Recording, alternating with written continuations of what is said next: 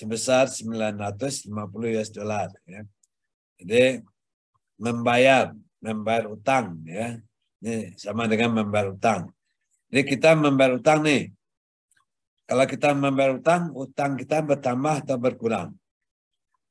Nah, coba Bapak ingat dari rumus yang tadi. Kalau kita bayar utang kita bertambah atau berkurang? Berkurang, Pak. Kalau utang berkurang dicatat di mana tadi? Di debit ya. Di rumus yang tadi? Di debitnya berkurang. Di debit. Kita lihat rumus tadi, yang rumusnya mana dia nih? Lupa aja. Itu namanya jimat yang harus di depan kan ya. Oh, di depan.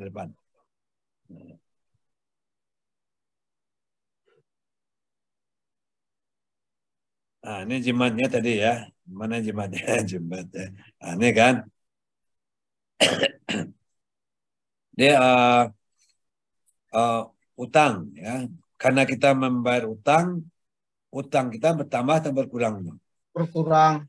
Berkurang atau menurun ya, atau berkurang. Jadi kita mencatatnya di sisi debit. Kalau kita membayar utang, uang kita bertambah atau berkurang? Berkurang. Uang juga bagian dari aset ya. Di kas ya. Jadi kasnya berkurang, utang berkurang ya. Jadi dalam transaksi bisa satu akun berkurang, satu bertambah. Jadi nggak harus berkurang dua-duanya. Karena kebetulan dua-duanya berkurang. 2022. Ya, kalau kita membayar 2022. kita membayar utang ya. Yang tadi. Mana yang membayar utang tadi? Ya. Risma 3. Di depan ya kayaknya. Nah, ini dia tadi ya. Jadi kalau memposting nggak usah pikirkan ya. Jadi kita paling tidak mengenalkan yang namanya mengenalkan jurnal aja. Jadi memposting nggak usah kita bahas ya. Jadi paling tidak nanti kalau ada contoh-contoh transaksi, ada jurnal, paling tidak teman-teman udah tahu ya.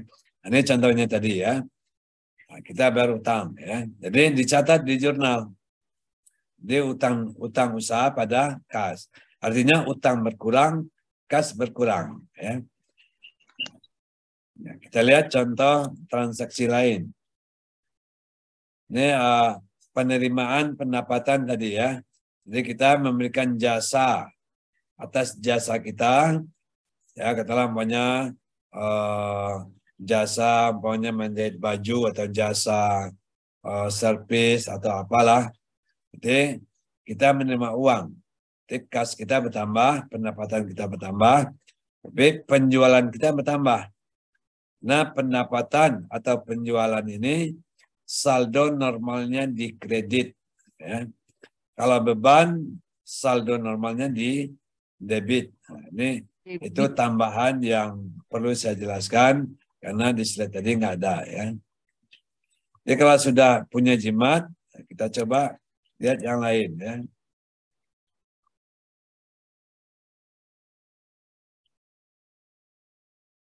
Nah, ini beban dia bilang ya. Jadi kalau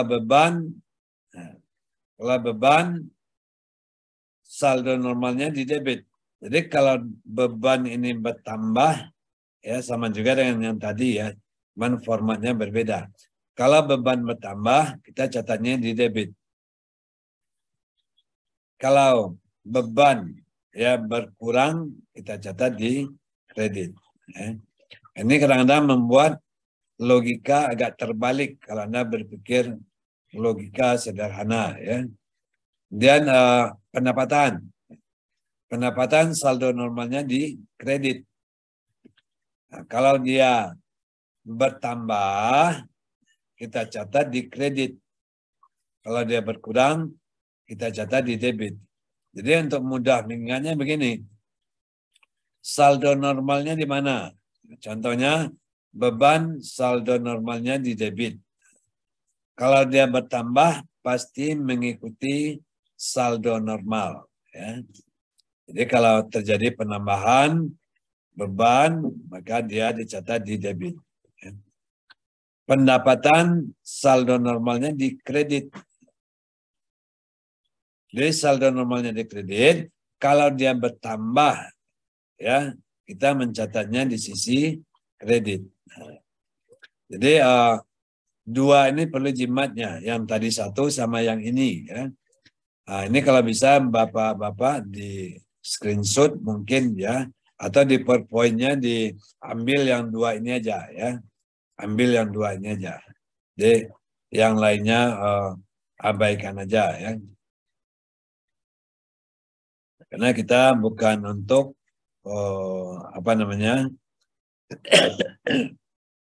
bukan untuk menguasai. Ya. Jadi ini contoh lain. Jadi perlengkapan. Apa bedanya perlengkapan dengan peralatan? Kalau perlengkapan dia habis pakai. Jadi dia sifatnya habis. Karena dia lengkap. Nah, kalau peralatan berarti alat. Contoh perlengkapan kalau di kantor itu umpamanya kertas, tinta, ya, dan apalagi spidol, mungkin ya. Itu yang barang-barang sifatnya habis pakai. Jadi kalau ada perlengkapan yang sudah terpakai, maka dia menjadi beban dia. Ya. Beban, kemudian perlengkapannya berkurang. Ini biasanya di jurnal penyesuaian. Ya. Jadi kita membacanya ini beban perlengkapan bertambah, kita catat di debit, dan perlengkapan karena dia aset, ya. Jadi perlengkapan itu adalah aset. Karena dia dipakai berkurang, maka dicatat di kredit. Ya.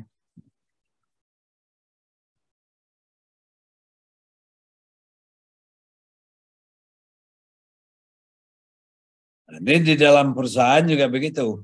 Jadi di dalam perusahaan itu harta kekayaan dipisahkan dengan harta perusahaan dipisahkan dengan harta pribadi. Ya.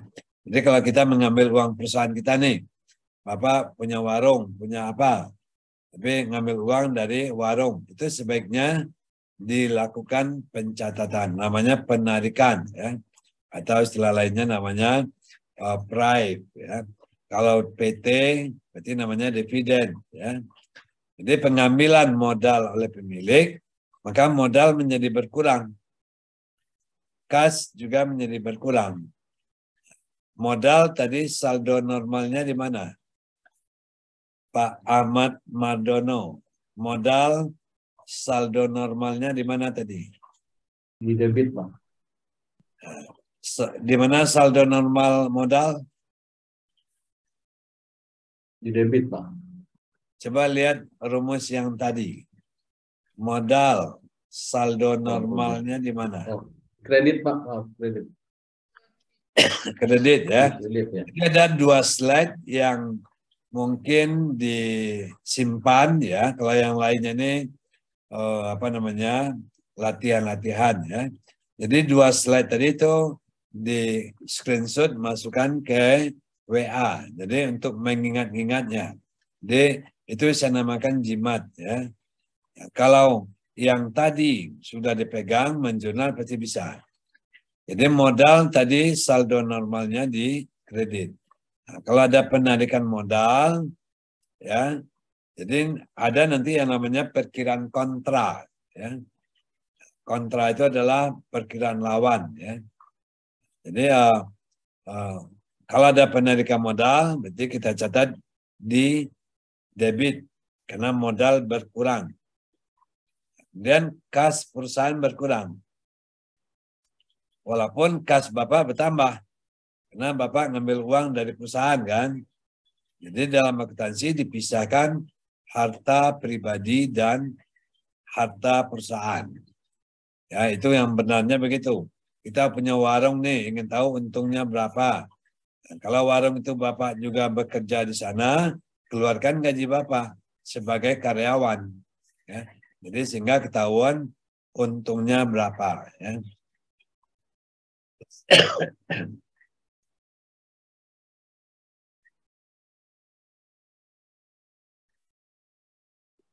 Lah ini terlalu jauh ya, jadi saya hanya memperkenalkan jurnal ya dan bagaimana mencatatnya. Jadi tidak terlalu memposting nggak kita bahas ya. Jadi yang ada transaksinya aja.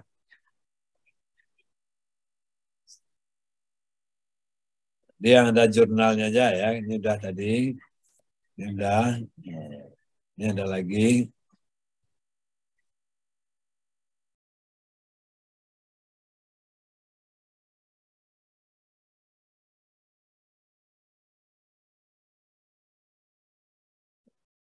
Lah ini udah masuk ke penyesuaian ya.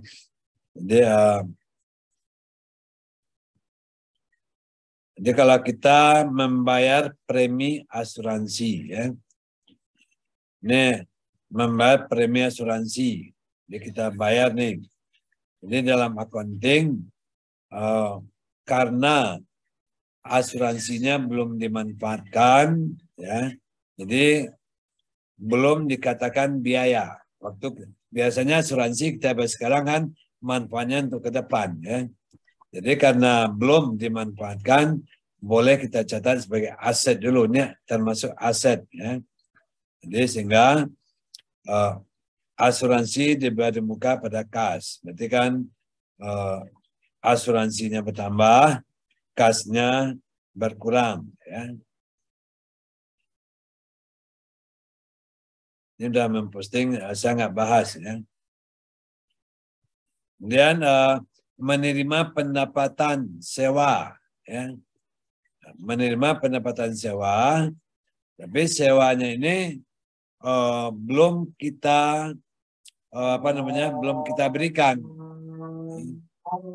Jadi ya kita skor sebentar ya selama azan berlangsung.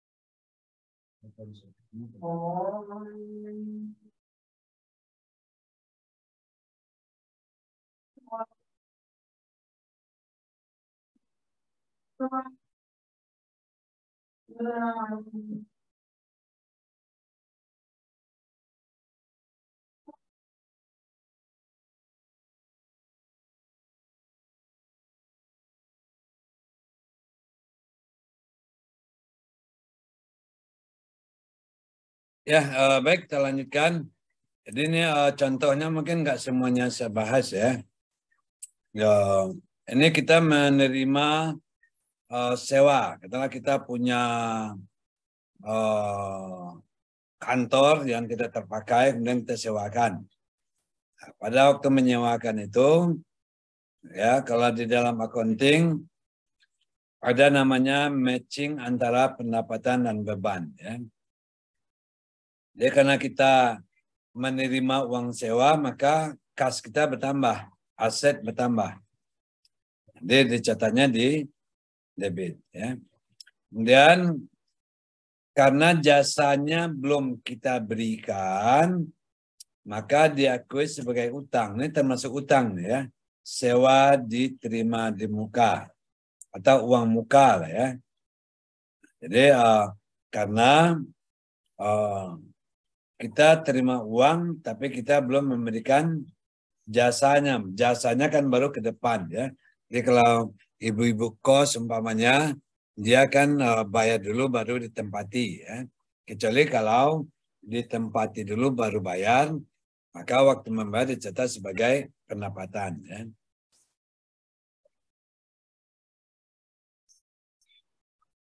Nah, ini dibaca-baca aja nanti ya. Jadi memang nggak semuanya saya bahas ya. Memang tidak semuanya saya bahas, tapi slide yang tadi yang penting. Saldo normal tadi ya. Jadi ada 2 slide yang perlu di screenshot ya.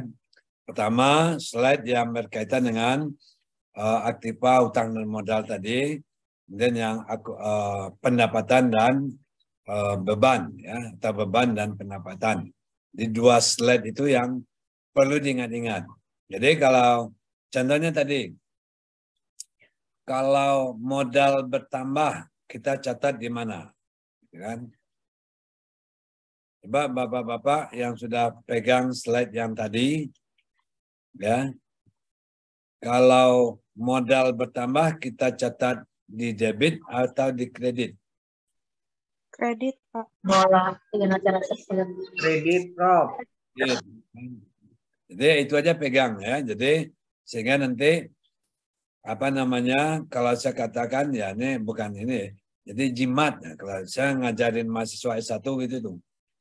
Jadi kalau mahasiswa S1 apalagi yang prodi akuntansi dia harus bisa menjurnal itu secara cepat ya. Jadi sudah otomatis dia tuh. Jadi nggak boleh dia menjurnal itu masih gagap-gagap itu nggak boleh. Jadi karena itu basic ilmu. Dia accounting itu basic ilmu tuh. Ya.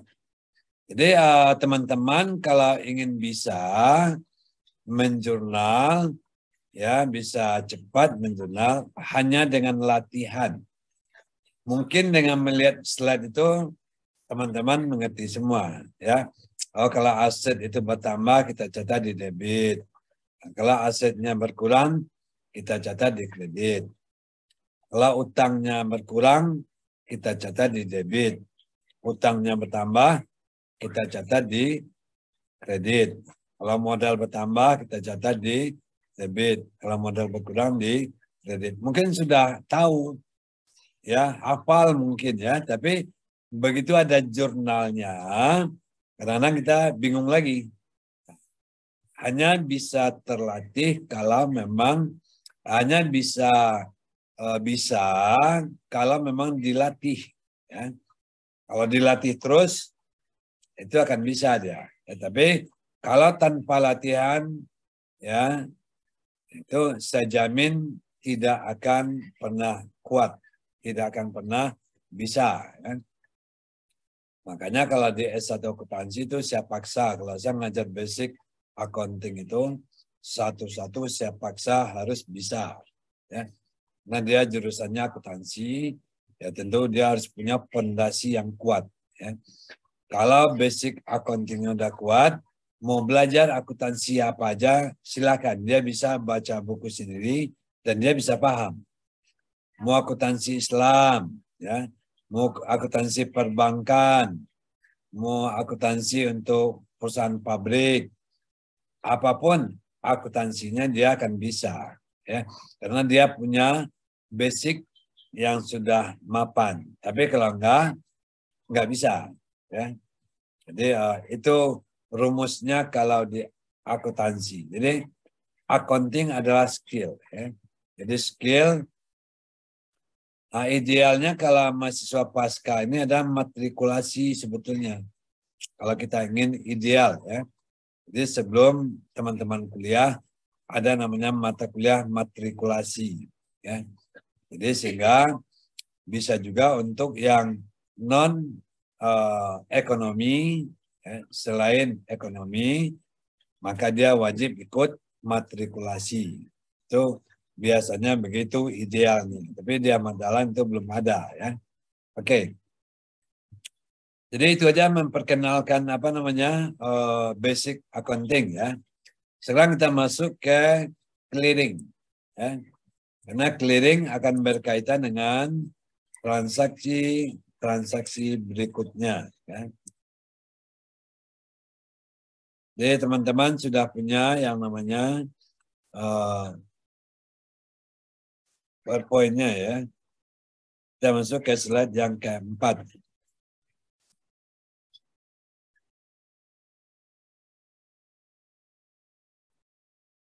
Clearing, ya. Jadi kalau nanti ada yang kurang paham, saya punya rekaman ada di YouTube, ya. Di YouTube kalau teman-teman cari apa namanya video yang topiknya clearing, ketik namanya itu dia akan muncul. Ya. Betul kalau ada di grup nanti juga bisa saya share video-video yang saya buat. Ya. Ini biasanya untuk S1, ya. Nih. Jadi apa itu clearing? Jadi dalam perbankan. Jadi ini kita akuntansi Islam, ya. Yang paling banyak dibahasnya adalah akuntansi perbankan, ya. Karena perbankan syariah yang lebih banyak menggunakan. Memang ada asuransi juga ada, ya. Dan sekarang ada lagi namanya akuntansi wakaf. Kan. Jadi untuk perbankan khususnya, baik konvensional atau syariah, ada namanya clearing. Di bank syariah atau konvensional itu dia ada transaksi clearing. Ya. Di clearing itu apa? Tata cara perhitungan utang piutang dalam bentuk surat berharga dari satu bank ke bank lain. Dengan maksud menyelenggarakan lebih mudah, aman, serta memperlancar dan memperluas lalu lintas transaksi. Jadi untuk ke depan ya kemungkinan clearing tidak banyak dipakai, ya. Tapi dalam transaksi antar bank, ya, masih terpakai, ya. Logikanya masih pakai. Jadi clearing ini akibat adanya pembayaran dengan cek, ya, bilet giro. Jadi kalau teman-teman yang sering berbisnis membayar dengan cek atau menerima uang dalam bentuk cek, itu biasanya kalau dia transaksinya beda bank itu di clearing, ya. Lebih jauhnya kita lihat, saya langsung ke poinnya aja, ya. Ini baca aja nanti, ini jenis clearing, ya. Persyaratan ini baca aja. Jadi clearing itu melibatkan Bank Indonesia, ya. Jadi Bank Indonesia setiap hari dia melakukan transaksi clearing. Ya. Biasanya kalau bank itu karyawan bank, ya, setiap karyawan bank itu dia akan berkumpul di BI untuk melakukan clearing. Ya. Nah, kenapa ada transaksi clearing? Nah, di sini ada transaksi dari nasabah, ya. Dia ada yang melakukan pembayaran, ya. Dia katalah di sini juga dilihat, ya. Katalah ada transaksi ini. Ada Tuan Yusuf. Tuan Yusuf ini dia kebetulan dia nasabah Bank Negara Syariah, ya. Kemudian ada lagi Nyonya Aminah. Dia Aminah, dia punya rekening di bank swasta syariah. Dia kan beda bank, ya. Dan Tuan Yusuf, dia membeli barang ke Aminah. Jadi di sini adalah Tuan Yusuf membayar, si Aminah menerima. Mungkin Tuan Yusuf menerbitkan cek, ya. Dia keluarkan selembar cek ala bilet giro. Ya. Dia cek atau bilet giro ini dia serahkan ke Aminah. Sementara Aminah ini dia punya simpanan di bank swasta syariah. Ya, kemudian Tuan Yusuf dia punya gironya di bank negara syariah. Jadi dengan demikian, ya, maka penyelesaian transaksi ini dinamakan clearing. Jadi nanti Tuan Yusuf menyerahkan cek ke Nyonya Aminah, Aminah datang ke banknya, dia cairkan. Dia store lah, ya. Jadi setoran dalam bentuk cek. Jadi setoran dalam bentuk cek, ya. Jadi dengan demikian nanti bank swasta syariah ini menagih ke Bank Negara Syariah melalui BI. Ya. Jadi bank swasta syariah akan menagih ke Bank Negara Syariah melalui BI. Ya. Jadi akibatnya adalah uang Tuan Yusuf berkurang di sini. Uang Nyonya Aminah bertambah. Nah, yang perlu diingat adalah setiap bank peserta clearing dia harus menyimpan uangnya di BI. Setiap peserta clearing, ya, bank peserta clearing, dia harus menyimpan uangnya di BI. Jadi kalau ada nanti setoran dari nasabah, maka bagi bank swasta syariah ini simpanannya bertambah di BI, ya. Dan simpanan nasabah bertambah di bank itu. Untuk bank negara syariah, dana atau giro Tuan Yusuf berkurang dan simpanan bank negara syariah di BI juga berkurang. Jadi ya, itu cara membacanya, ya. Tapi ada juga transaksi yang aman. Jadi kalau teman-teman yang aman transaksinya, kalau kita melakukan penerimaan, maka suruh pihak yang membayar itu mendebit rekeningnya atau memerintahkan banknya. Karena panahnya beda, ya. Jadi meskipun Tuan Yusuf membayar ke Nyonya Aminah, tapi Tuan Yusuf tidak memberikan cek ke Aminah, tapi dia langsung ke banknya. Karena dia punya giro di sini. Maka dia sampaikanlah ke banknya, tolong kirim uang ke bank swasta syariah. Ya. Maka nanti melalui pendebitan ini, Bank Negara Syariah akan, ya, menyetor uang ke BCA, Bank Sentral, ya. Kemudian Bank Swasta Syariah akan menerima, ya. Jadi sehingga nanti rekening Tuan Yusuf berkurang, rekening Nyonya Aminah di bank swasta syariah bertambah. Ya. Jadi dalam transaksi clearing pasti ada yang satu gironya bertambah, yang satu berkurang. Ya. Ini kita langsung ke contoh aja. Tuan Yusuf sebagai nasabah Bank Negara Syariah, ya, menyerahkan selembar cek, ya, ini ketutup di sininya, ya, menyerahkan selembar cek, ya, untuk diserahkan kepada Nyonya Aminah. Ya. Jadi si Yusuf membayar, Nyonya Aminah yang menerima. Di BNS tadi Bank Negara Syariah. Bagi Bank Negara Syariah, adanya penarikan oleh Tuan Yusuf, maka rekening giro Yusuf berkurang. Rekening giro Yusuf berkurang dan rekening giro BI berkurang. Jadi bagi bank, ya, karena kita membahas akuntansi bank, maka kita memposisikan sebagai karyawan bank, jangan sebagai nasabah. Ya.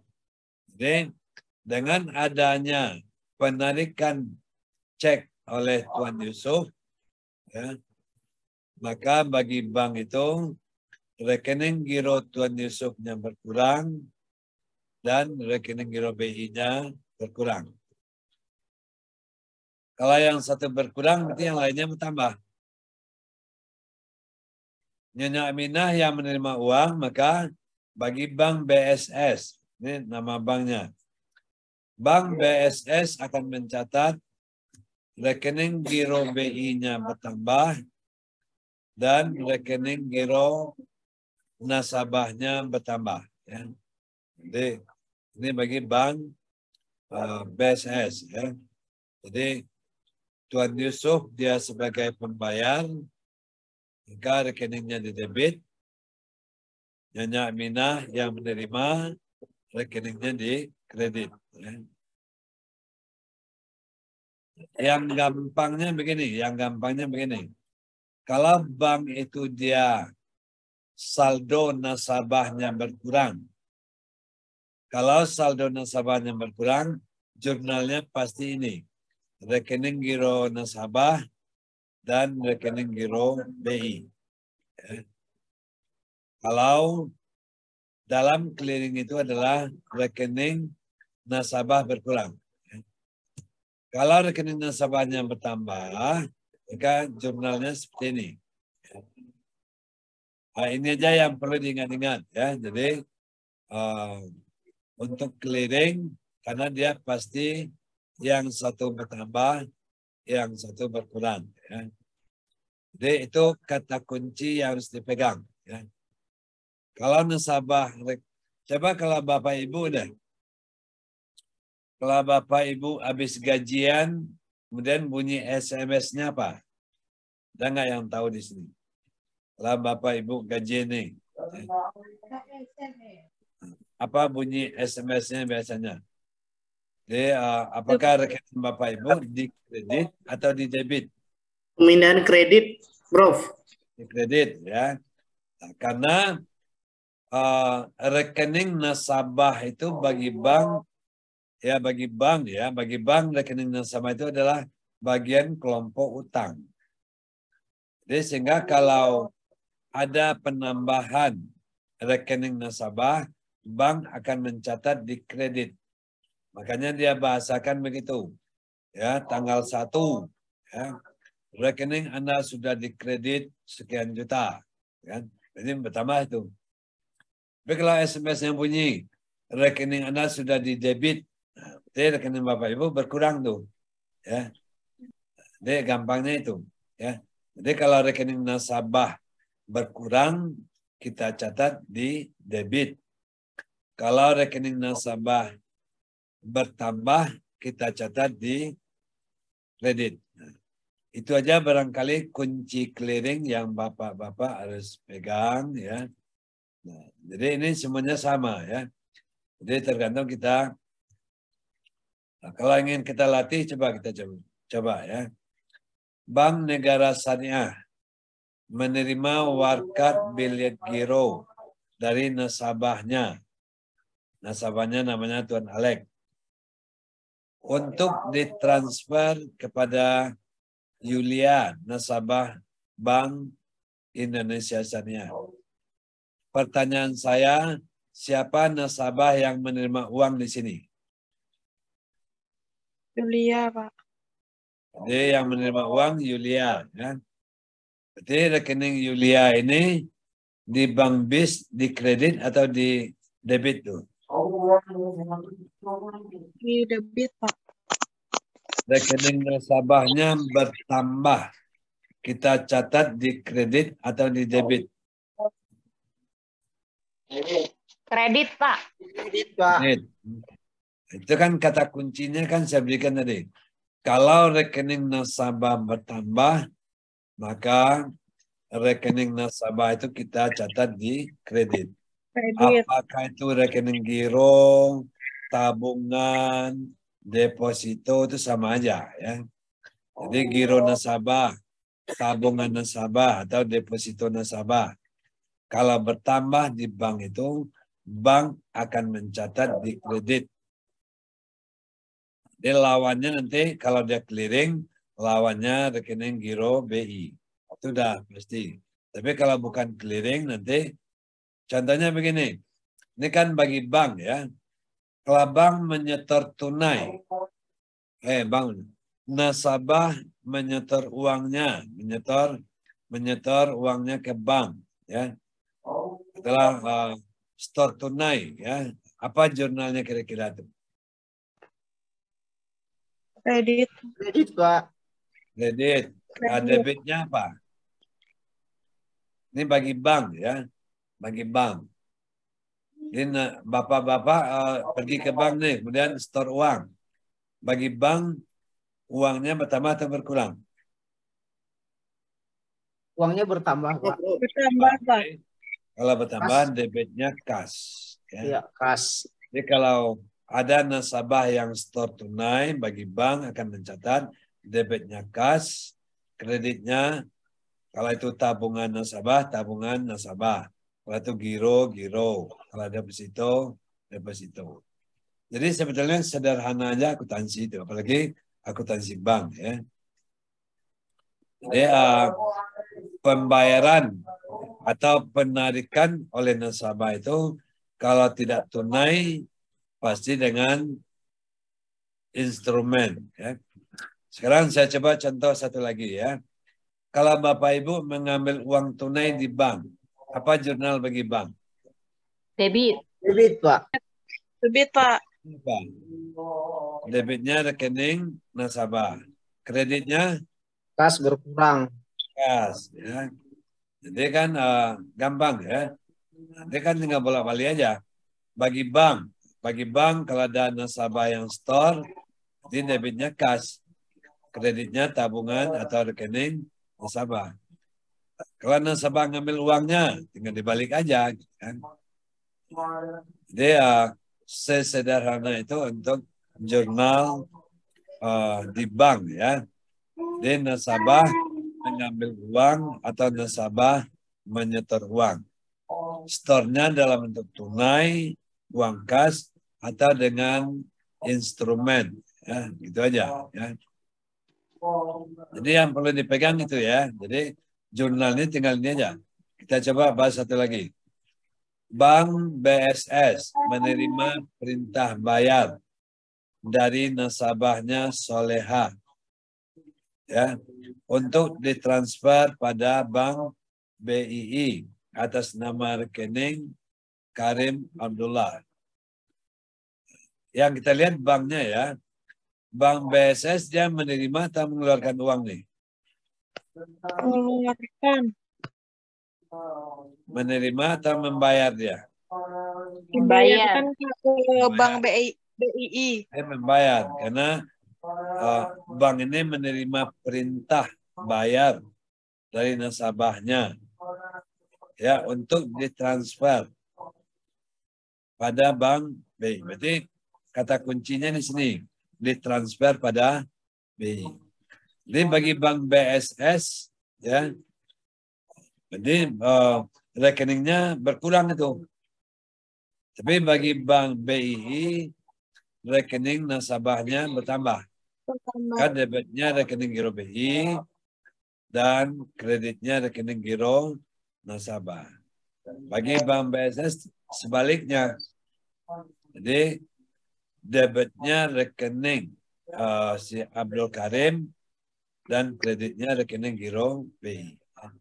Jadi begitu aja terus tuh. Ya. Jadi akhirnya nanti bank itu akan menghitung dia kalah clearing. Dia akan dia hitung apakah dia menang clearing atau dia kalah clearing. Ya. Bagaimana menentukannya? Apakah dalam satu hari itu lebih banyak nasabah menyetor atau menarik uang? Jadi kalah clearing dalam bagi perbankan itu biasa, karena pasti ada yang menang, pasti ada yang kalah. Karena BI dia hanya sekedar mengkoordinir. Jadi dengan adanya clearing, ya, BI hanya memindahkan uang dari bank A ke bank B. Ya. Jadi kalau di jurnal dicatat yang tadi ya, dia yang kita catat ini aja, giro BI, giro Bank Indonesia bagi Bank Nasional Syariah. Ini adalah catatan bagi masing-masing bank ya. Bagi Bank Nasional Syariah hari ini nasabah yang menyetor nggak ada, ya, karena nggak ada yang di debit, ya. Di giro BI-nya nggak ada, nasabahnya lebih banyak mengambil semua. Jadi karena giro BI, ya, giro BI ini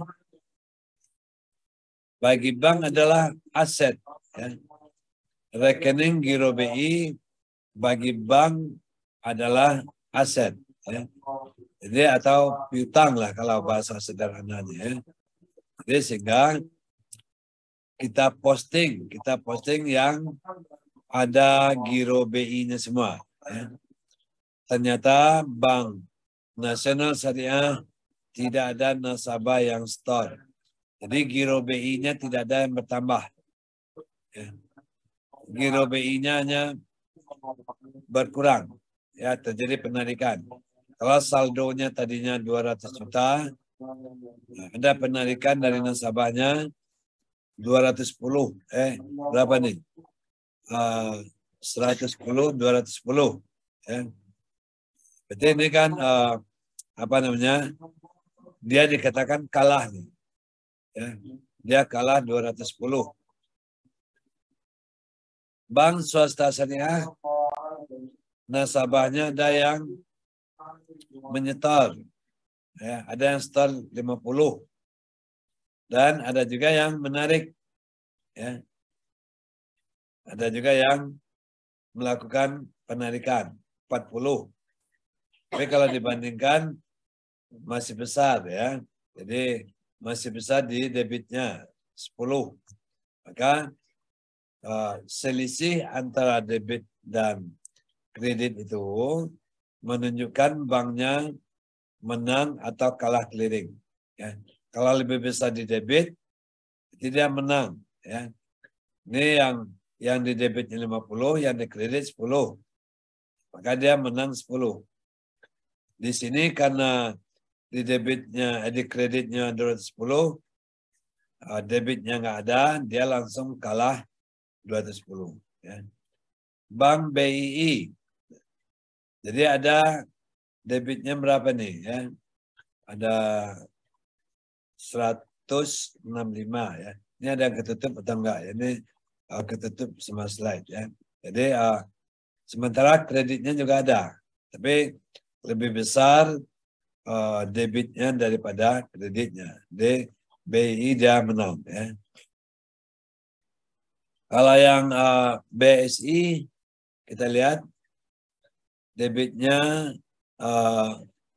debitnya 140, kreditnya 25 ya. Tapi ini ini ketutup sama ini semua ya. Jadi sehingga selisihnya itu menentukan bank itu kalah atau menang clearing ya. Jadi bagi bank menang dan kalah clearing itu hal yang biasa. Jadi kalau dia menang clearing artinya apa? Berarti hari itu lebih banyak nasabah menyetor uang daripada mengambil uang di bank itu. Ya. Kalau dia kalah clearing, maka lebih banyak nasabah kalau dia kalah, lebih banyak yang menarik daripada yang store. Kalau dia menang, lebih banyak yang store daripada yang kalah. Ya. Jadi kalau dia kalah, maka simpanannya di BI diambil.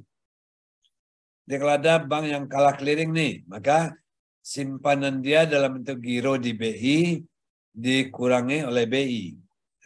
Jadi BI itu menentukan saldo minimal simpanan masing-masing bank itu ada. Cuman saya lupa angkanya ya. Ada itu diatur oleh regulasi. Setiap bank peserta clearing harus menyimpan uangnya di BI dalam bentuk rekening giro. Yang minimalnya sekian. Nah, kalau dia kalah terus, adalah saldo minimalnya umpamanya 100 juta. Ya, saldo minimalnya 100 juta. Dan hari ini bank itu kalah ya katakanlah 25 juta. Ya. Maka dia harus menutup 25 juta itu hari ini juga. Ya. Di akhir sebelum sebelum tutup buku hari itu dia store itu. Jadi kalau enggak dia akan kena denda oleh BI. Kalau simpanan giro bank ya, simpanan giro suatu bank tidak mencukupi batas minimalnya, maka dia akan dikenakan sanksi. Ya. Nah, kalau di bank namanya call money ya, kalau ada orang bank di sini dia ngerti itu. Call money. Jadi kalau bank X kalah clearing nih, maka hari itu dia akan cari dana dari bank lain. Biasanya kalah clearingnya kan bukan 25 juta, 100 juta. Bisa umpamanya kalah clearingnya hari ini umpamanya 3 miliar. Ya.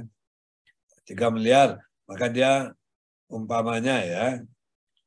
Jadi sehingga atau katakanlah 1 miliar umpamanya, atau 500 juta. Dia kalah clearing. Ya. Maka dia harus menutupi, harus menyetor ke BI hari itu. Kalau enggak dia kena denda dan juga sebagai rapor yang merah. Maka bank biasanya akan memaksa mencari pinjaman dari bank lain. Namanya call money. Nah, call money ini biasanya kalau di konvensional bunganya tinggi. Ya. Dia antar bank itu juga bisa meminjam. Ya. Jadi antar bank juga ada pinjam meminjam uang. Ya.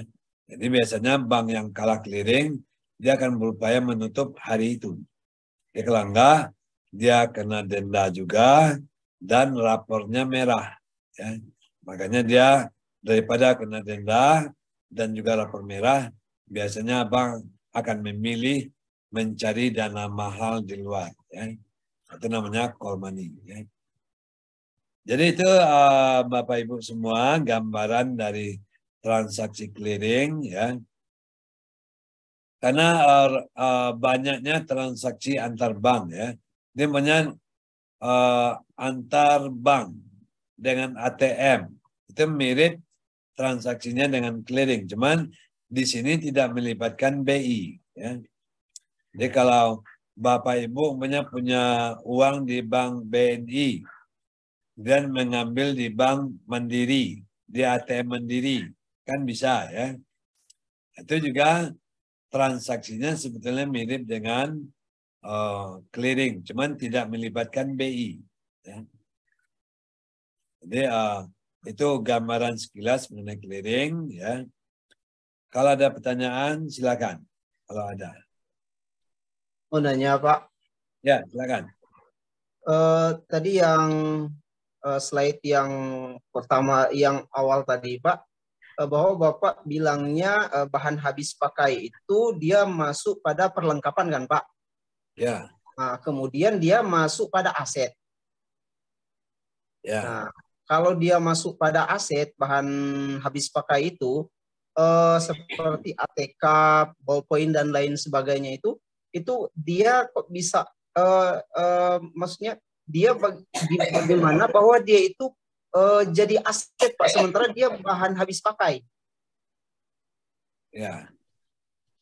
Jadi mungkin saya runtun dari awal ya. Pokoknya Bapak beli spidol, jadi analoginya ya. Bapak membeli spidol untuk pulang kantor. Bapak menjurnalnya apa? Mencatatnya. Kalau bahan habis pakai, kalau dia ini biasanya saya naruhnya di ini, Pak, di pengeluaran. Karena setelah dipakai kan dia tidak bisa dijadikan aset lagi karena dia sudah habis manfaatnya, Pak. Iya, gini, waktu Bapak membeli jurnalnya apa? Bapak beli spidol hari ini nih. Beli Ya. spidol adalah 1 losin. Biar gampang aja lah ya, harganya 12.000. Bapak mencatatnya apa? Kalau Kan jurnal, perlengkapan pada kas. Iya, Waktu perlengkapan Bapak dan membeli. Iya. Betul ya? Iya. Jadi hari, katakanlah tanggal, yang gampang ini aja. Hari ini Bapak beli spidol nih 12 biji. Nah, karena kita membeli tentu kita jurnal ya. Jurnalnya adalah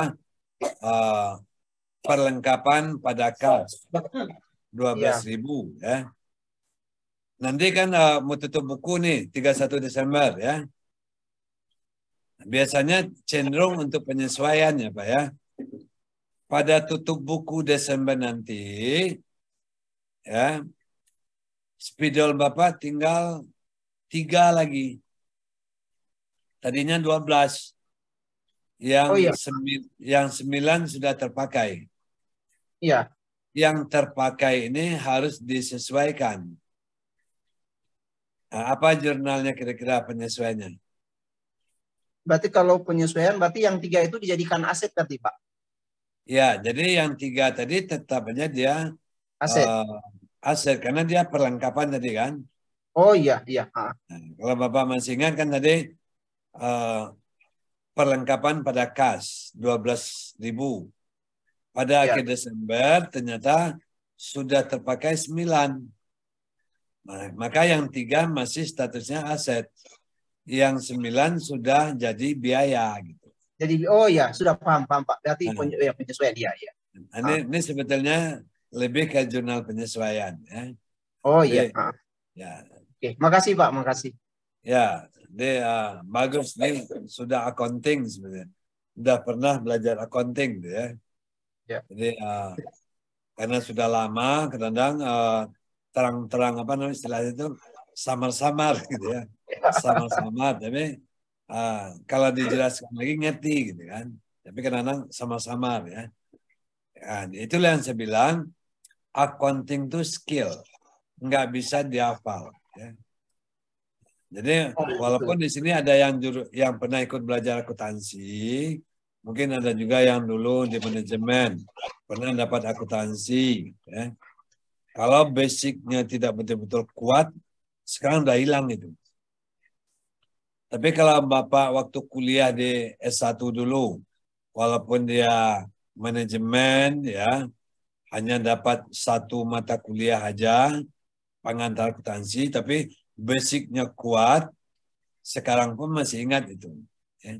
Jadi karena dia skill accounting itu yang namanya accounting teknis yang saya bilang ya. Jadi teknis. Tapi paling tidak kalau kita namanya orang accounting, menjurnal itu bisalah dikit-dikit, ya. Bisalah menjurnal, ya.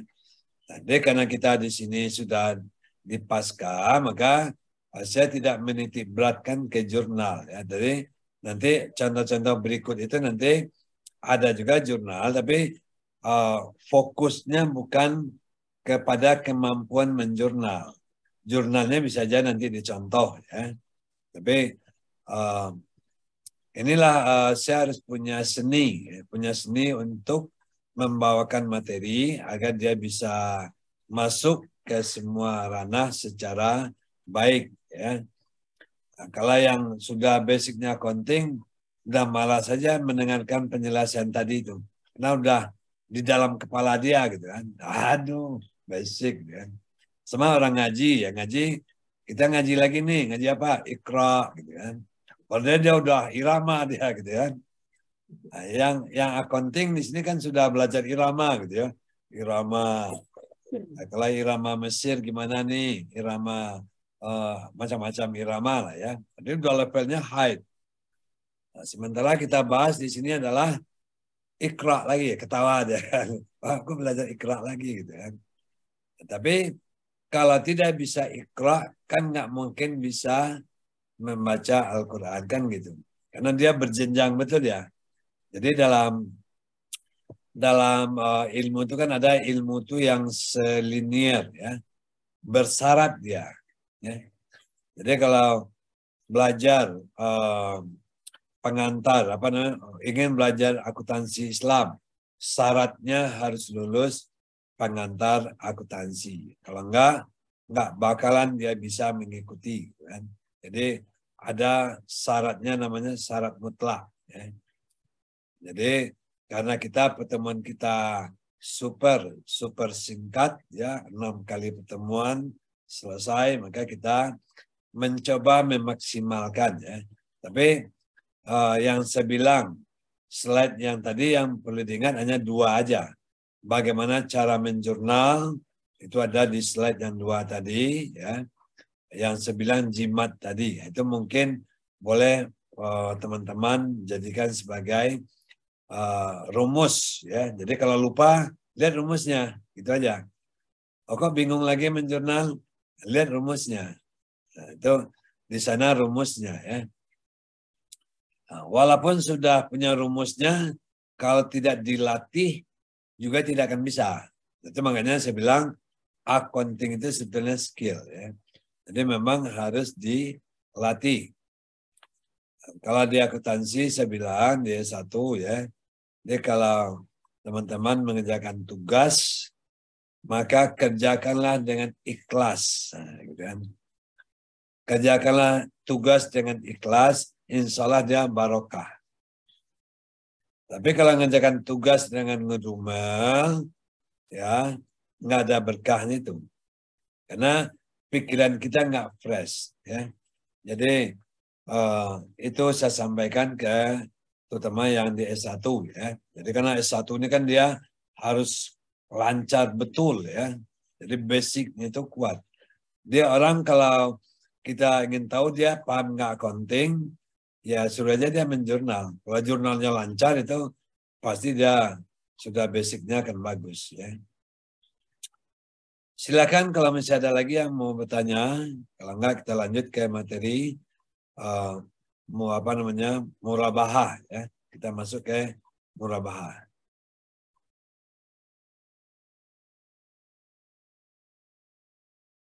Ya, baik. Kita masuk ke murabahah ya, mulai ke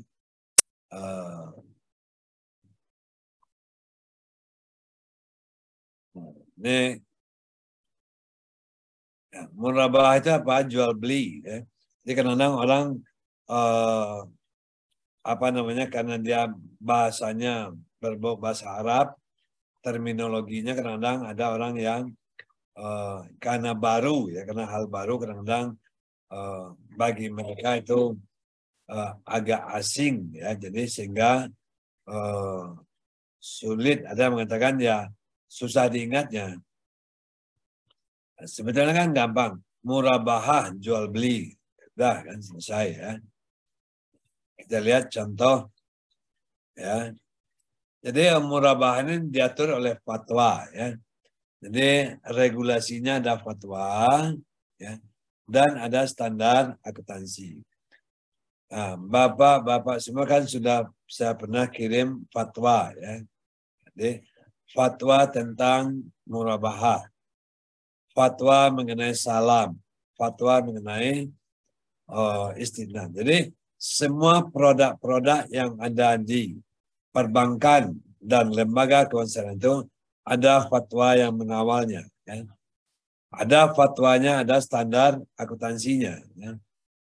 Ini kan ayat-ayat yang familiar di keuangan syariah. Ya. Jadi kemarin kalau kita bahas kan Al-Baqarah 282 kemarin Pak 283 ya. Itu dasar dari accounting ya. Ini kan juga dibahas lagi di sini. Jadi artinya fatwa itu juga diperkuat oleh ayat-ayat ya. Ini An-Nisa, ini sudah pernah kita bahas di awal ya. Jadi inilah dasarnya accounting ya. Di fatwa juga dibunyikan lagi ya. Di An-Nisa ya, kemudian Al-Baqarah, kemudian Al-Maidah ya. Baru nanti ada memutuskan ya. Jadi fatwa itu selalu seperti itu ya. Jadi ada dasar Al-Quran dan Sunnahnya, kemudian fatwanya. Jadi kalau yang kita bahas hasil dari fatwanya, kalau ini nggak bisa kita membahas ya, karena dibuat oleh pakar fikih. Ya. Di dalam fikih muamalah kemarin juga saya wanti-wanti ya. Dalam fikih muamalah itu kan dia sangat-sangat fleksibel. Apa saja boleh kecuali ada larangan ya. Di antara para pakar fikih juga banyak yang berbeda pendapat ya. Orang dikatakan pakar fikih kalau dia yang jelas syaratnya dia memahami Al-Quran dan hadis ya. Memahami dan menguasai betul. Itu baru dia bisa belajar fikih, bukan pakar fikih ya. Karena ayat-ayat yang turun itu kan ada asal muasalnya. Hadis Nabi itu ada asal muasalnya. Jangan diambil sepotong-sepotong kan. Jadi kenapa adanya turunnya firman Tuhan? Itu ada sejarah asal usulnya. Nah, kalau orang yang sudah paham ya tentang itu ya, paham tentang asal usul turunnya hadis, barulah boleh orang itu untuk belajar fikih ya. Karena dia tahu kenapa ayat ini turun, kenapa ayat ini turun, kapan turunnya, bagaimana sejarah turunnya. Jadi sehingga ayat-ayat itu dia memahami betul. Ini bukan ranah saya dan juga bukan topik mata kuliah yang kita bahas ya. Jadi kalau ada yang tidak sependapat dengan hasil fatwa, itu wajar saja ya. Contoh ya. Contoh, ada juga pakar ekonomi syariah yang mengatakan ya bahwa bunga bank itu bukan haram. Ya. Nah, yang haram itu di zaman jahiliyah menurut dia ya adalah kita meminjamkan uang ke orang yang miskin. Orang yang memang minjam uang buat dia makan besok, buat makan hari ini. Orang yang susah, itu kita beri tambahan. Itu namanya riba, ya, riba jahiliyah itu. Tapi kalau di zaman sekarang orang minjam uang ke bank, ada yang untuk berbisnis, ya, bukan karena untuk makan. Jadi makanya berbeda, ya. Ada yang tidak setuju, ada juga yang setuju. Tapi kita nggak usah membahas itu ya, karena kita cukup diwakili oleh Majelis Ulama Indonesia. Karena itu adalah satu-satunya lembaga yang memang mewakili atau menggambarkan seluruh komponen agama Islam. Ini kan banyak juga ininya ya, ya ada NU, Muhammadiyah, ada apa lagi ya. Banyak sekali bagian-bagiannya ya. Jadi agar tidak ribut maka dibuatlah namanya MUI, Majelis Ulama Indonesia. Jadi kalau ada yang ragu ya tentang sesuatu mengenai Al-Quran dan hadis ya tentang kegiatan-kegiatan muamalah, boleh minta fatwa ke Majelis Ulama Indonesia ya. Jadi kita tidak membahas itu, kita langsung hasilnya aja. Di fatwa tentang murabahah, ketentuan umum murabahah dalam bank syariah. Bank dan bank harus melakukan akad murabahah yang bebas riba. Barang diberikan tidak harus diharamkan. Ini standar lah ya. Barang mempunyai sebagian atau seluruhnya harga pembelian barang yang telah disepakati kualifikasinya. Nah, ini yang standar lah ya, jadi tidak saya bahas semuanya.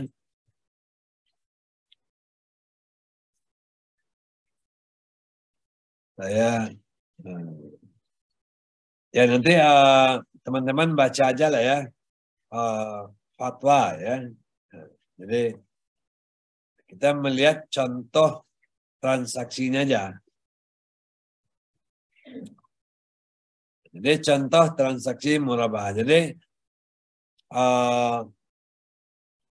tanggal 5 Februari Bank Nasional Syariah menyetujui untuk memberikan pembiayaan murabahah untuk keperluan pembelian kendaraan bermotor ya pada showroom Cermilang. Jadi kalau murabahah transaksinya boleh tunai, boleh dicicil. Tapi dalam murabahah waktu akad barang harus ada. Ya. Jadi waktu akad barang harus ada. Ya. Jadi apa namanya itu syarat-syarat dari transaksi dari murabahah. Ya. Jadi murabahah barang harus ada pada waktu akad. Dan kendaraan bermotor yang dibeli ya harga. Jadi Bank Nasional Syariah ya membeli dengan harga 140. Di bank membeli ke showroom. Ya. Dan tanggal 5 Februari, Yusuf menyerahkan uang muka. Ya, tanggal 5 Februari.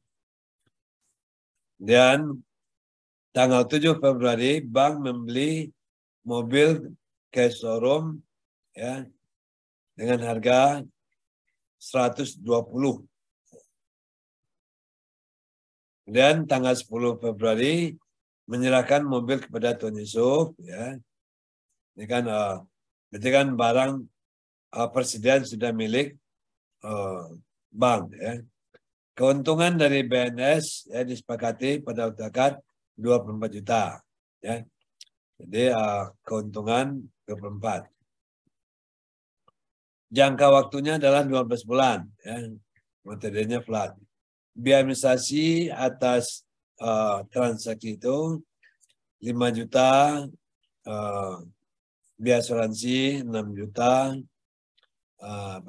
asuransi 6 juta, administrasinya 5 dan biaya notarisnya 4 juta. Semua biaya ditanggung oleh nasabah. Ya. Jadi ini adalah sebuah ilustrasi transaksi murabahah. Ya.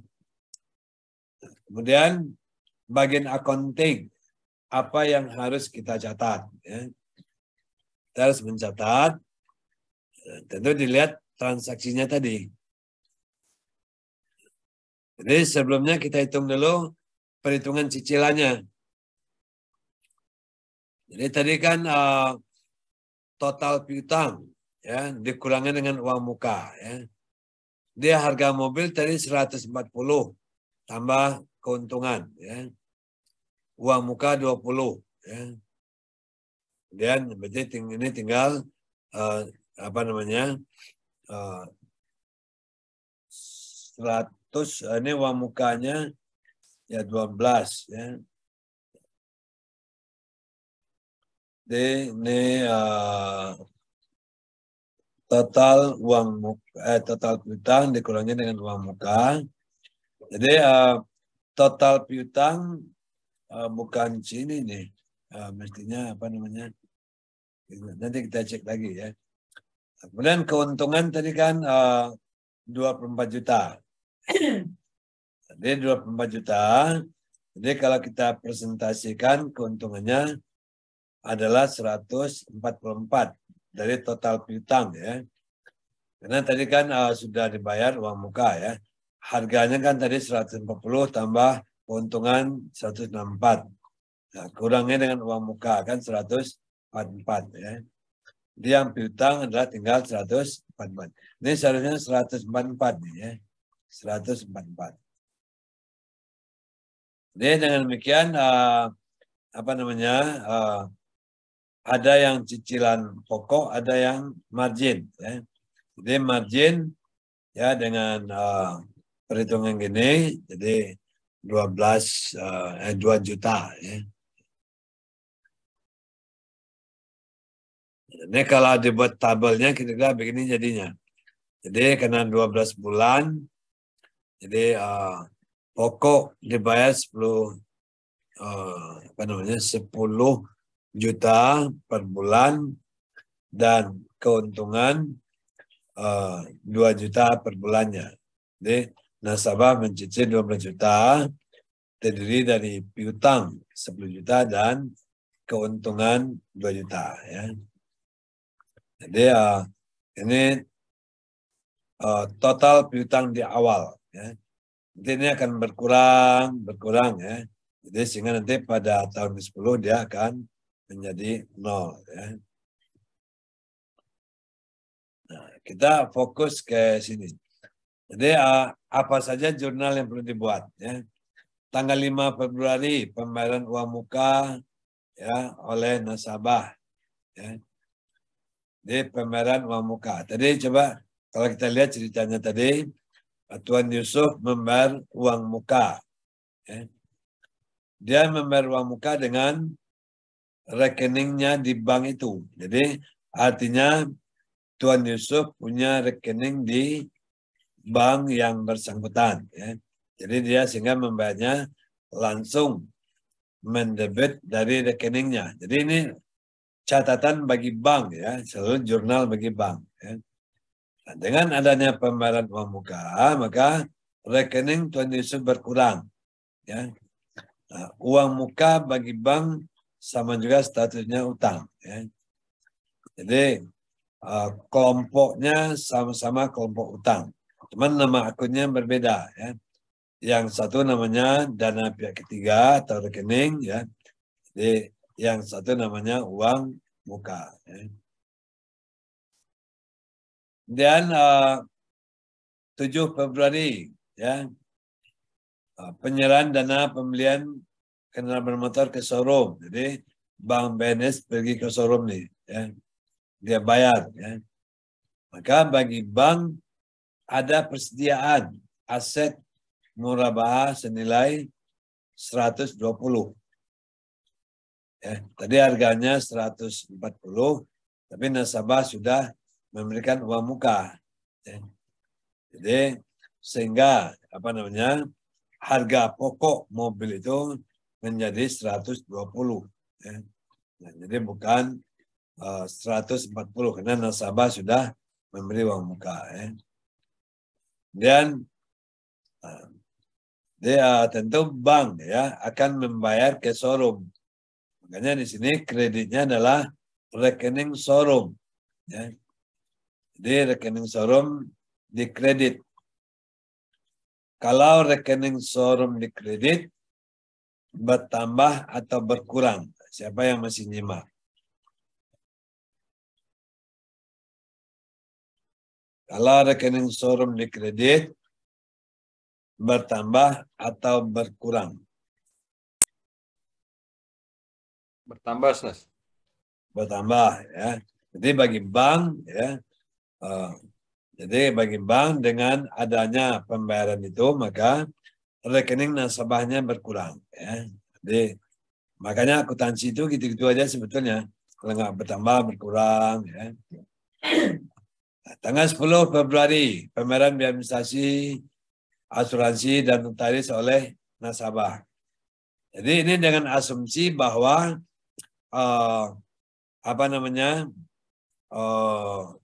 perusahaan asuransi juga punya rekening di bank itu.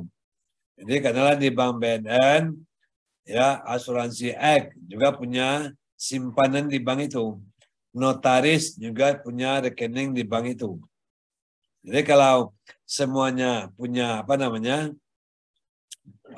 rekening di bank itu, maka tinggal ditransfer aja. Ya. Jadi karena Tuan Yusuf membayarnya dengan rekening giro, maka rekening giro Tuan Yusuf kita debit. Tapi kalau Tuan Yusuf nggak mau rekeningnya di debit, dia harus bayar tunai. Di bank nanti akan terima uang tunai. Ya. Makanya debit ini bisa.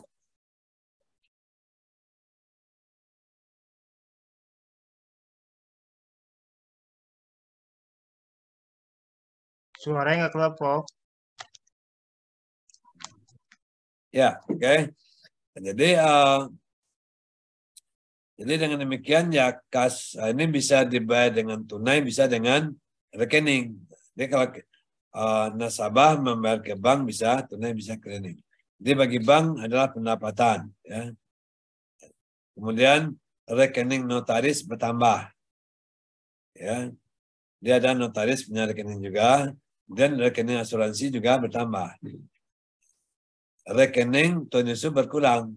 Jadi setiap rekening nasabah kita debit, artinya dia berkurang. Kalau rekening nasabah di kredit, artinya bertambah. Ya. Dan tanggal 10 Februari akan merubah dengan Tuan Yusuf saat direalisasikan. Ya. Jadi jurnalnya pembiayaan murabahah pada margin murabahah, ya. Kemudian aset persediaannya juga di kredit. Ya.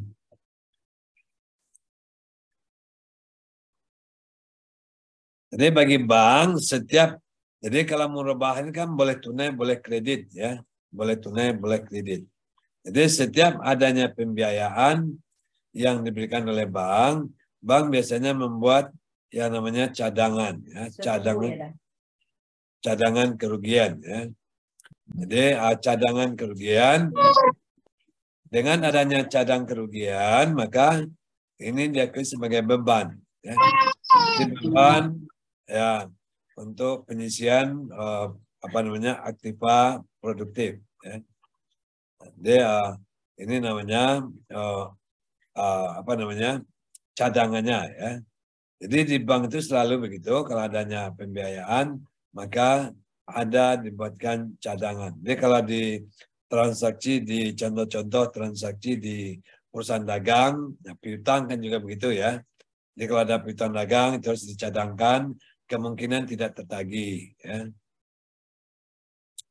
Dan waktu pembayaran, ansuran 1 sampai 12, mungkinnya contoh aja 1, ya. Waktu nasabah membayar, debitnya bisa kas, ya, dan bisa juga dia membayar dengan dana yang ada di bank itu, atau dengan mendebit rekening. Bagi bank nanti ya dicatatlah sebagai pembayaran cicilan dari pembiayaan, ya. Jadi ada mengatakan piutang, ada juga pembiayaan, ya. Kemudian margin murabahah tangguh, ya. Jadi bagi bank itu dia memakai pendapatan itu ada yang diakui secara akrual, ada yang secara cash basis, ya. Tapi untuk transaksi yang status nasabahnya masih lancar, biasanya pendapatan akan diakui secara akrual. Tapi kalau sudah masuk kategori nasabahnya macet segala macam, maka pengakuan pendapatan tidak boleh lagi dengan akrual, harus dengan cash basis, ya. Jadi kalau akrual itu maksudnya pendapatan bisa diakui walaupun belum dibayar, tapi nanti diakui sebagai piutang, ya.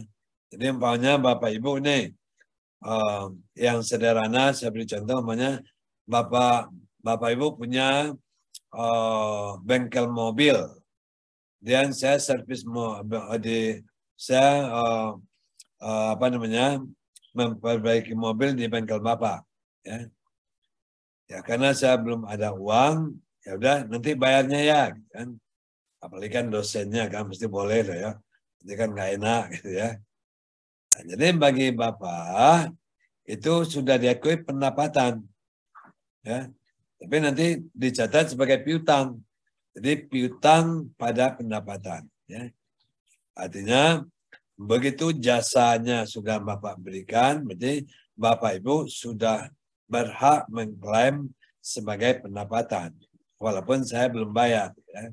Itu namanya akrual, ya. Jadi cicilan di bank juga begitu, ya, murabahah juga begitu. Jadi sepanjang statusnya masih lancar boleh begitu, tapi kalau sudah tidak lancar nggak boleh. Jadi harus dibayar dulu baru diakui sebagai pendapatan, ya. Jadi di bank itu kemarin juga ada mengatakan bahwa status itu adalah kira-kira 90 hari. Ya. Kalau ada yang macet-macet di atas 90 hari, nggak boleh lagi pendapatan diakui dengan cara akrual. Ya. Itu akan menyesatkan nanti. Ya.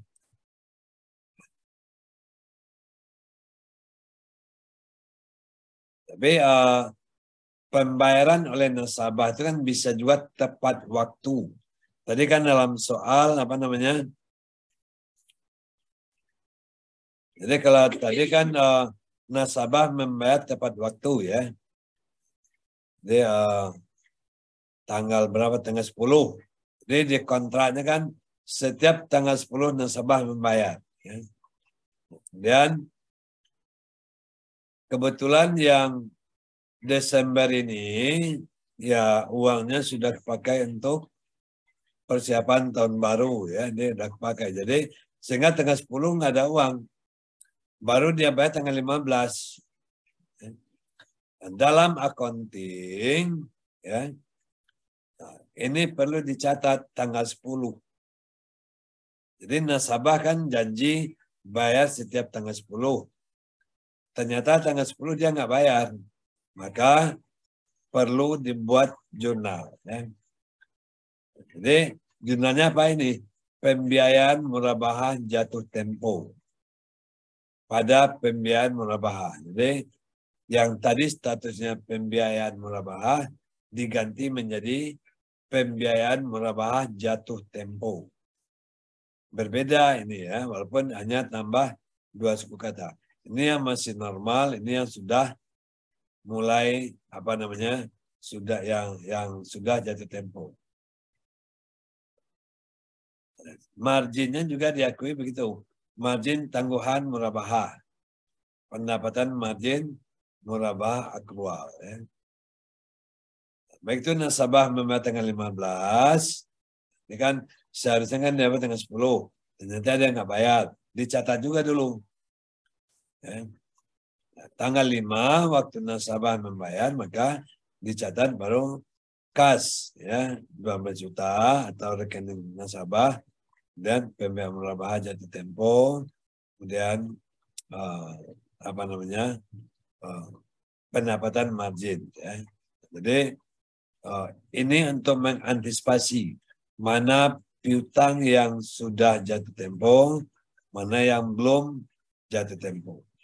Kalau dia masih pembiayaan murabahah, berarti belum jatuh tempo.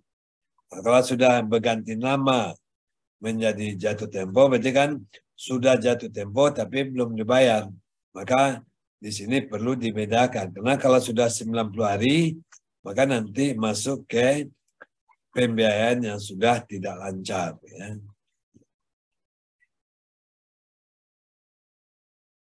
Dia ada juga mungkin dia bayar sebagian, ya. Cicilan pembayaran dilakukan sebagian, ya. Tanggal 10 Januari dia baru bayar 8 juta. Padahal dia harus bayarnya 12, ya.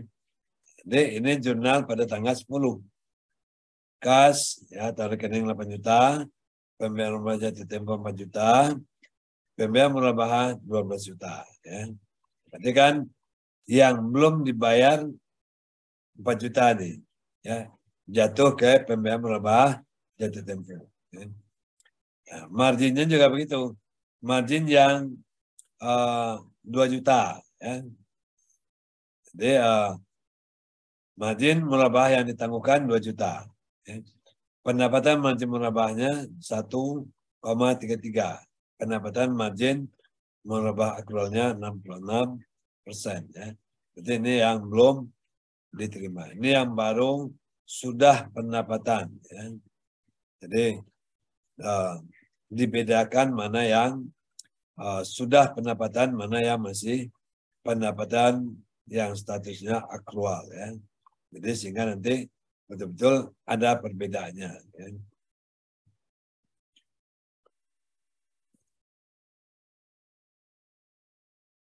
Ini tanggal 15. Tanggal 15 dibayar lagi 4 juta. Maka 4 juta kas, ya, atau rekening 4 juta dan pembayaran jatuh tempo 4 juta. Ya. Dan pengakuan pendapatan marginnya sisanya tadi. Ya. Jadi artinya apa? Bank itu betul-betul dia telaten dan harus tepat. Ya. Karena dia meleset, maka itu berakibat fatal. Contohnya kalau Bapak tahu tentang ada namanya CAR, Capital Adequacy Ratio. Jadi kaitannya dengan rasio-rasio kesehatan bank. Jadi bank itu kan dia kan lebih banyak menyimpan dana masyarakat. Ya. Perbandingan modal bank dengan dana masyarakat itu namanya rasio Capital Adequacy Ratio. Ya. Sekarang itu rasionya 8%. Artinya 8% adalah modal bank dan 92% dana milik masyarakat. Jadi bank itu banyak mengelola dana masyarakat daripada modalnya. Tapi rasionya tetap minimal 8%. Sekarang logikanya begini. Kalau tiba-tiba nasabah ramai-ramai menyetor uang di bank itu, ya, menyimpan uang di bank itu dalam bentuk tabungan, deposito atau giro, maka rasio CAR-nya akan berubah. Ya, tadinya 8%, itu akan menjadi turun karena dana pihak ketiganya naik. Kalau dana pihak ketiganya naik, maka bank harus menambah modalnya. Jadi rasio modal dengan dana pihak ketiga itu diatur oleh BI. Ya.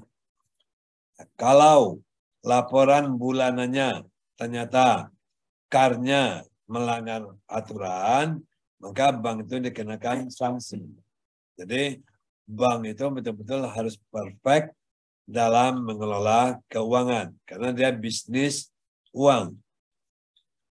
Masa nanti Pak Setio datang ke bank, ya, Pak, saya mau ngambil uang nih, dan saya pakai buku tabungan kan, dan kata customer service-nya, maaf ya Pak Setio ya, uang kita lagi habis kan, besok aja balik lagi kan, ngamuk Pak Setio kan, ya. Kan nggak pernah bank yang begitu. Kalau ada bank yang begitu, langsung nasabah ketakutan. Oh gawat nih bank ini. Jadi kan besok dia bangkrut, gitu kan. Nah, jadi sehingga kalau kita lihat di cabang-cabang kecil, ya, cabang-cabang pembantu, jadi umpamanya perputaran kasnya hanya sekitar katakanlah sekitar 50 juta, ya, di kas pembantu, ya. Makanya di sana dibuat pengumuman bila penarikan di atas 10 juta, mohon diberitahu sehari sebelumnya. Jadi kalau ada yang mengambil uang adalah di luar biasa besarnya 50 juta banyak, itu dia akan lapor dulu ke pusat. Karena di kas cabang kas itu mungkin nggak cukup uangnya segitu, perputarannya kecil. Jadi sehingga nanti makanya dibuat pengumuman. Jadi kalau uangnya nggak ada jangan marah, kan ada pengumuman. Jadi kalau di cabang itu kas pembantu hanya bisa ngambil maksimal sekian. Ya, kalau memang mengambil banyak, maka sehari sebelumnya harus diberitahu dulu. Kan. Oke, tadi ada yang mengangkat tangan dari siapa tadi itu? Saya Lupa. Prof, mohon Pak izin Setio. Prof. Ya, silakan. Prof mengenai yang murabahah tadi Prof. Ya. Pertanyaan saya, kalau misalnya dalam 12 bulan contohnya tadi, Yusuf, itu bisa nggak dia melunasi dipercepat Prof? Kemudian apakah harus membayar semua apa hanya pokoknya aja ketika bulan ke-6 gitu dia melunasi sisanya, apa hanya sisa pokoknya atau semua hutangnya harus dilunasi gitu Bro? Mohon arahannya Bro. Terima kasih Bro. Ya, terima kasih. Ini menarik ya. Jadi karena kan sudah ada kontraknya, harga jual sekian, harga pokok sekian. Ya. Jadi makanya dikatakan itu kan kontrak jual beli. Ya. Jadi murabah kan bisa dibayar tunai, bisa juga dicicil. Cuman biasanya harga tunai dengan harga cicil biasanya kan berbeda. Ya. Jadi ya apa namanya ya tentu nasabah tetap membayar dengan sejumlah utang yang ada, pokok dan margin yang ditetapkan di awal, ya. Jadi, tapi namun apa namanya bagi bank yang memang memberikan apa namanya kebijakan, dia akan memberikan potongan. Ya, mungkin ada potongan dari marginnya. Kan? Tapi sebetulnya bank nggak suka itu. Ya. Jadi kadang-kadang ada juga yang nggak mau. Karena kalau nasabahnya memberi itu kan dia yang ada lagi keuntungannya dong. Gitu kan. Nah, jadi sebetulnya bank itu maunya janganlah apa namanya janganlah dilunasi gitu kan. Apa filosofinya begitu. Tapi kalau bicara boleh, apakah ada potongan atau enggak? Enggak mesti ada, karena itu udah utang ya. Kita udah ada kontrak untuk apa namanya sebagai utang. Ya, bagi bank itu kan piutang. Ya.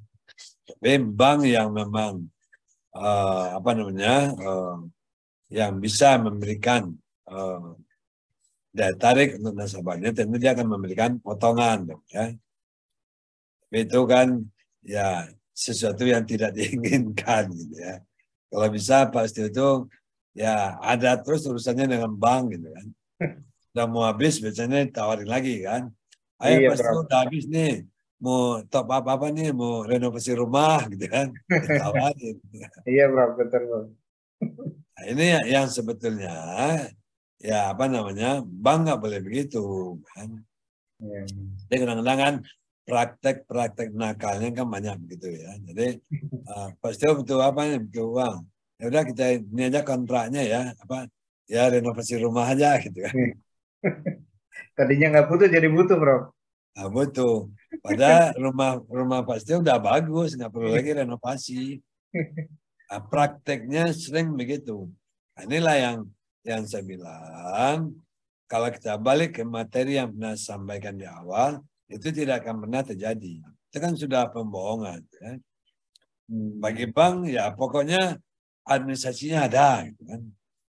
Pasti apa namanya renovasi rumah. Ya. Betul nggak? Ya? Masa bodoh, yang penting administrasinya dia renovasi. Kan. Walaupun bank juga tahu sebetulnya nggak renovasi. Rumah pasti itu udah bagus kalau renovasi. Nah, ini kan yang nggak boleh sebetulnya. Ya, inilah kesadaran kita dalam memegang akuntansi syariat, ya, perbankan syariat. Itu kan sudah ada ketidakjujuran. Ya. Jadi inilah kalau memang bangkit masyarakat, ya sama-sama memang betul bahwa perbankan syariat itu dasarnya Al-Quran dan hadis, kita pakailah materi yang saya sampaikan kemarin itu tidak akan terjadi. Ya. Jadi bank syariah ini masuk tergolong baru. Jadi masyarakat masih belum familiar dengan istilahnya. Bank syariah Indonesia masih dalam marketing itu namanya masih pengikut pasar, bukan leader. Dia nggak bisa menentukan. Makanya margin murabah itu mengikuti tarif bunga. Ini kan konyol. Ya. Ini mohon maaf aja kalau ada perbankan orang bank di sini ya. Itu kan ya fatwanya kan dimintakan ke Majelis Indonesia. Jadi sehingga margin yang dibebankan oleh bank syariah dalam murabah itu berpatokan ke bunga juga. Ya. Ini kan beda dengan di Turki. Di Turki itu memang ada regulasinya. Bank itu harus memberikan pembiayaan kepada semua sektor. Dan ada tarif bawah, tarif atasnya. Pembiayaan kepada petani, pertanian. Ada tarif bawah, ada tarif atasnya. Pembiayaan untuk ekspor impor ada tarifnya. Ya. Jadi sehingga ada apa namanya ya karena dia leader di sana ya semuanya bisa dia buat begitu. Jadi bank itu juga nanti ada yang memang pembiayaan yang keuntungannya kecil, ya. Katakanlah untuk petani mungkin pembiayaannya ya untungnya tipis, ya. Tapi untuk perdagangan ya mungkin untungnya bisa gede. Jadi tarif adalah apa namanya itu pembebanan margin itu ada tarif bawah, tarif atasnya. Jadi semua bank harus memberikan juga ke pertanian. Jangan nanti banknya milih ke ekspor impor aja yang memang tarifnya tinggi. Nggak boleh. Ada rasio-rasionya. Jadi sehingga ekonomi real itu ada. Gitu ya. Nah, kalau kita kan masih banyak kendala-kendala. Jadi apalagi ya bank syariah itu masih mengekor ke konvensional. Masyarakat pun juga begitu. Masyarakat selalu membandingkan dengan konvensional. Makanya Pak Ahmad ya penyambuang nih. Dia beli mobil di BSI ya namanya Murabahah. Harga mobilnya berapa? 300. Ini Pak Hilman beli mobil juga tapi di konvensional. Nah, Pak Ahmad membandingkan dengan konvensional. Oh kok Pak Hilman murah jatuhnya ya. Ya. Akhirnya kan kabur. Jadi sehingga selalu membandingkan. Kalau kita sudah bersyariah secara kafah, ya, kita ingin mencari atau mendapatkan nasabah-nasabah yang idealis. Itu bagusnya. Kalau bisa nasabah bangsa itu yang idealis. Oh bagi hasil tabungan hari ini turun. Udah biarin aja turun. Di bank konvensional bunga tabungan naik. Di bank syariah bagi hasil turun. Dia nggak mau peduli. Biarin aja di bank syariah aja tetap. Karena yang akan memakai atau memanfaatkan apa namanya dana saya yang di bank syariah itu adalah saudara juga. Kan? Dia nggak akan pindah. Tapi kan ada juga nasabah bank syariah ini namanya nasabah kutu loncat. Gitu ya. Giliran untung di bank syariah, mampir, oh syariah nih. Giliran mahal di bank syariah, wah bank syariah apaan?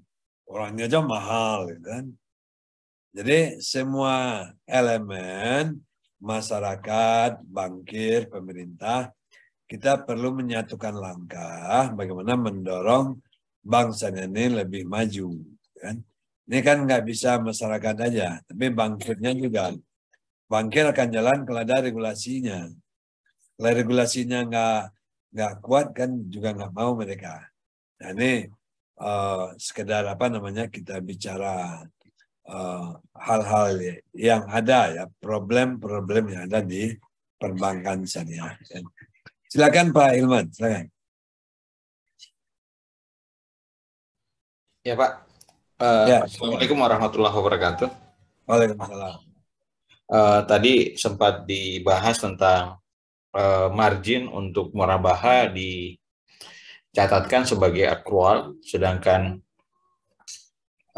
yang saya lihat kalau di MMQ atau syirka itu bagi hasilnya dari ujroh atau keuntungannya itu dicatat sebagai cash basis.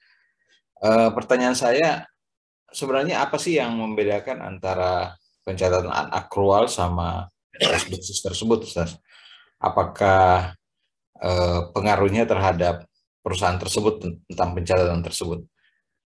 Ya, itu aja, Pak. Terima kasih.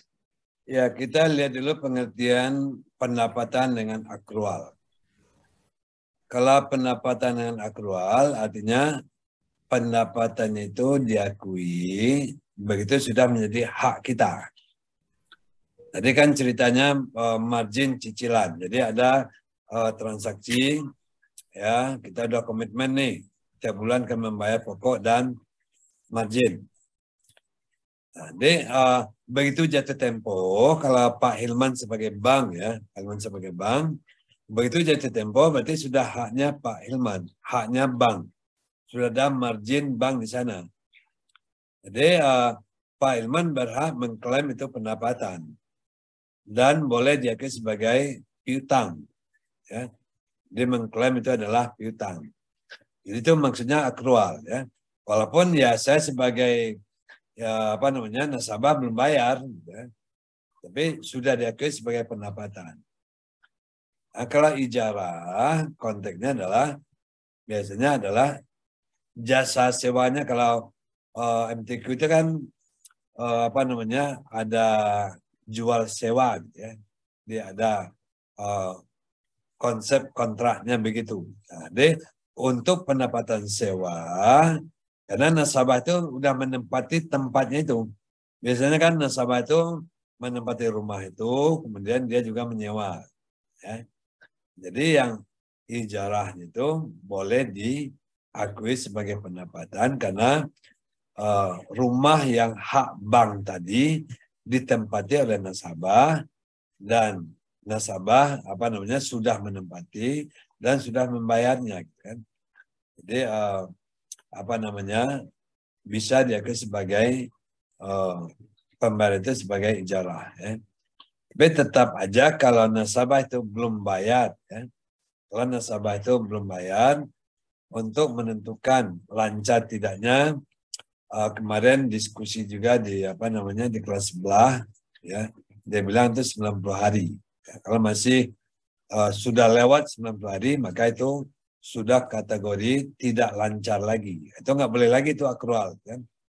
Nah, kalau akrual terus, artinya dikhawatirkan ternyata kreditnya bermasalah, ya ternyata dia nggak bisa bayar.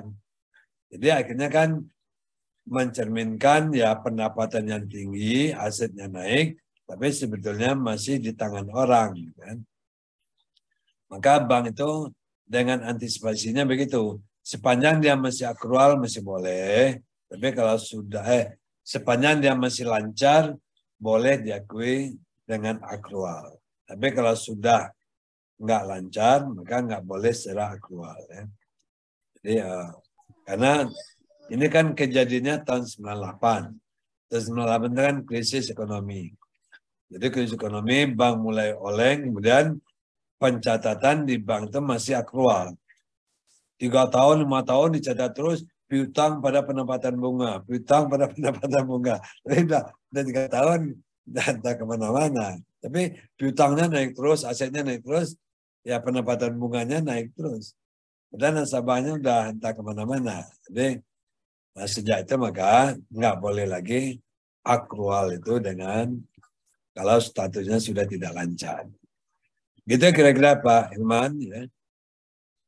Ya Pak, makasih. Jadi tidak lancarnya ini 90 hari Ustaz ya? Iya, ini rambu-rambunya 90 hari. 90 hari ya. Oh iya. Oke. Oke, baik. Yang lain kalau masih ada silakan. Ya. Jadi kalau tidak, kita mulai latihan nih. Jadi tugas teman-teman adalah membuat contoh transaksi murabahah. Contoh transaksi murabahah beserta jurnal-jurnal yang diperlukan. Ya. Nah, lihat aja PowerPoint yang tadi. Ya. Lihat PowerPoint yang tadi. Ya, nanti bikinlah apakah kredit rumah atau kredit mobil, ya, dengan harga yang dengan harga yang terkini gitu kan. Jadi sehingga nanti apa namanya, yaitu untuk latihan kita ya. Jadi latihan buatlah suatu kontrak, ya, kontrak jual beli mobil, ya. Kemudian jurnal-jurnal yang diperlukan. Jadi nanti buat juga cerita kontraknya, skimnya, dan jurnal-jurnal yang dibutuhkan. Ya. Jadi tugas ini nanti dikumpulkan melalui ketua tingkat, ya. Dan ketua tingkat menyerahkan sebelum kuliah minggu depan. Ya. Jadi untuk yang ini kita mulai latihan. Ya. Saya juga bisa paham, ya, setiap mata kuliah memberikan tugas-tugas, ya. Jadi bagi teman-teman yang bisa bekerja sama kelompok, walaupun jarak, itu bisa juga dibuat kelompok-kelompok kecil yang daerah-daerahnya dekat. Ya. Jadi kalau nggak bisa sendiri, upayakan kita kerjasama. Ya. Jadi karena backgroundnya kan beda-beda semua nih. Nanti kemarin kan makanya kita tahu yang backgroundnya accounting apa. Nanti bantulah teman-teman. Bantunya bukan bantu membuatkan, bantu menjelaskan. Ya.